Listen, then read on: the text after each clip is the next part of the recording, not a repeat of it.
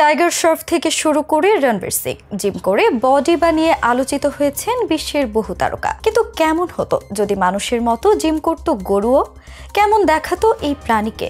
গরুকে দিয়ে জিম করানো সম্ভব না হলেও জিম করা গরু কেমন দেখাতো এর উদাহরণ হিসেবে বলা যায় বেলজিয়ান ব্লুর নাম। ফেসবুক কিংবা ইউটিউবে এই গরুর ছবি দেখলে মনে হবে ফটোশপের কারসাজি, কিন্তু না, কোনো ফটোশপ নয়। সত্যি এই জাতের গরুকে দেখতে বডি বিল্ডারদের মতোই। 800 কেজি ওজনের যে গরুটি বাংলাদেশে খুব বেশি দেখা না গেলেও ইউরোপের দেশগুলোতে ব্যাপক জনপ্রিয়।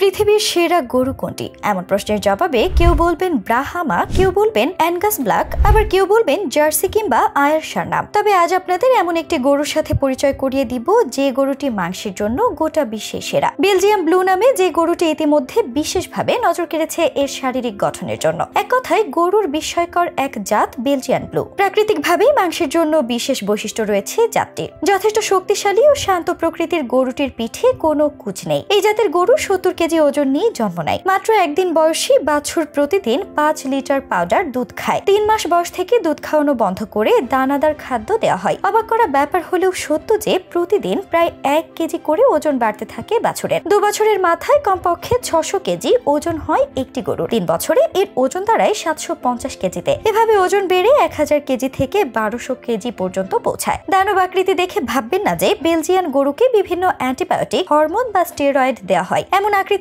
কারণ হচ্ছে প্রাকৃতিকভাবেই এ জাতের গরু এত বড় হয়। এর জন্য দায়ী জাতটির শরীরে 2 ধরনের মিওস্ট্যাটিন জিন। এই জিনের বিশেষ মিউটেশনের কারণে বেলজিয়ান ব্লু ডাবল মাসলিং বৈশিষ্ট্য পায়। শীত গ্রীষ্ম উভয় আবহাওয়াতেই এই গরু সহজে খাপ খাইয়ে নিতে পারে। আমাদের দেশি গরুর গড়ে মাংস হয় সর্বোচ্চ 200 কেজি বা 5 মণ। বিশেষ ব্যবস্থায় লালন পালনের মধ্য দিয়ে 1.5 থেকে সর্বোচ্চ 8.5 বা 9 মণের মধ্যে ওঠানামা করে একটি গরু থেকে প্রাপ্ত মাংসের পরিমাণ। সেখানে বেলজিয়ান ব্লু জাতটির মাংস আসে গড়ে 800 কেজি বা 20 মণ থেকে 25 মণ পর্যন্ত। এই পরিমাণ মাংস পৃথিবীর আর কোনো গরু থেকে আসে না। এক্ষেত্রে বেলজিয়ান ব্লু জাতটিকে দেশে এনে প্রয়োজনীয় গবেষণা সম্পন্ন করে খামার পর্যায়ে পৌঁছে দেওয়া গেলে দেশে মাংসের চাহিদা সহজে পূরণ করে রফতানিও করা যেত। সবচেয়ে অবাক করা ব্যাপার হচ্ছে ইউরোপ আমেরিকার দেশগুলোতে গত প্রায় 70 বছর ধরে মাংসের চাহিদা পূরণে ভূমিকা রেখে আসছে এই গরুর জাত। বেলজিয়ান ব্লু জাতটি বেলজিয়ামের প্রায় 200 বছরের পুরনো একটি জাতেরই উন্নত সংস্করণ। বিশেষজ্ঞরা বলে 1950 সালে ক্রস ব্রিডিং এর মাধ্যমে বেলজিয়ামের